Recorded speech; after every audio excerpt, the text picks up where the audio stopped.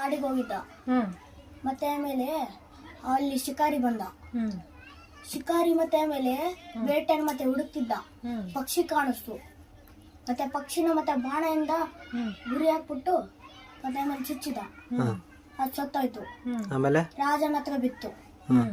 ಆ ರಾಜ ಮತ್ತೆ ಆಮೇಲೆ ವಧಿಸ್ಬೇಕಂತ ಅನ್ಕೊಂಡಿದ್ದ. ಅವಾಗೆ ಮತ್ತೆ ಆಮೇಲೆ ಶಿಕಾರಿ ಮತ್ತೆ ಓಡಿ ಬಂದ.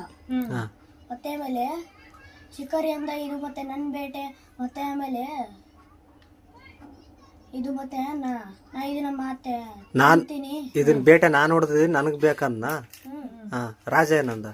ರಾಜ ಇಲ್ಲ ಇಲ್ಲ, ಈಗ ನಾನ್ ಬದುಕಿಸ್ತೀನಿ ಅಂದ್ರೆ ಬದುಕಿಸ್ತೀನಿ, ಬದುಕಿಸ್ತೀನಿ ಅಂದ. ಆಮೇಲೆ ಮತ್ತೆ ಆಮೇಲೆ ಆತ ಶಿಕಾರಿ ಮತ್ತೆ ಆಮೇಲೆ ಮತ್ತೆ ಮಾಂಸ ಎಲ್ಲ ಕೊಟ್ಬಿಡು, ಮತ್ತೆ ಆಮೇಲೆ ಆ ಪಕ್ಷಿ ಮತ್ತೆ ಬದುಕಿಸ್ಬಿಡು, ಹೋಗ್ಬಿಡು ಅಂತ ಅಂದ. ಮತ್ತೆ ಆಮೇಲೆ ಆತ ಮತ್ತೆ ತಲೆ ಕೈ, ಎರಡು ಕೈ ಮತ್ತೆ ಆಮೇಲೆ ತಲೆ ಮತ್ತೆ ಆಮೇಲೆ ಕಾಲು ಕಾಲು ಎಲ್ಲವೂ ಕೊಟ್ಬಿಟ್ಟ. ಮತ್ತೆ ಆಮೇಲೆ ಎಲ್ಲ ಜನರು ಮತ್ತೆ ಆಮೇಲೆ ಅಳ್ತಾ ಇದ್ರು.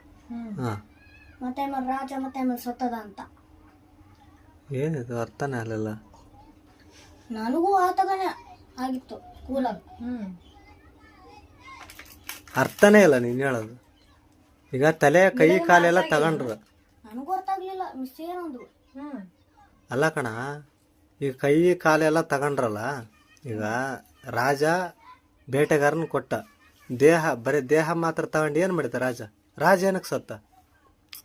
ಅದನ್ನ ಬದುಕಿಸ್ಬೇಕಂತ, ಅದಕ್ಕೆ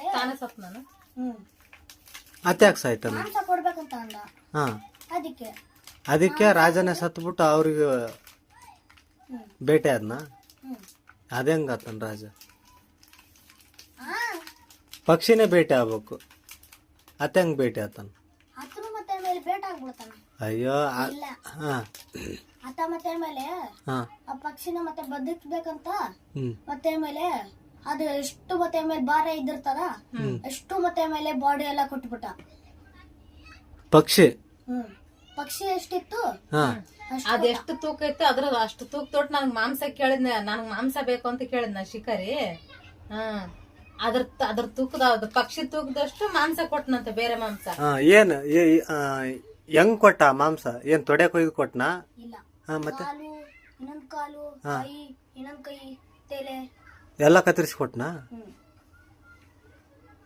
ಸೈನಿಕರು ಎಲ್ಲ ಮತ್ತೆ ಆಮೇಲೆ ಕಟ್ಬಾರ್ದು ಅವನೇ ಅಂದ. ಅರ್ಥನೇ ಆಗ್ಲಿಲ್ವೇ? ಏನ್ ಟ್ವಿಸ್ಟೇ ಇಲ್ಲ ಇದ್ರಾಗ.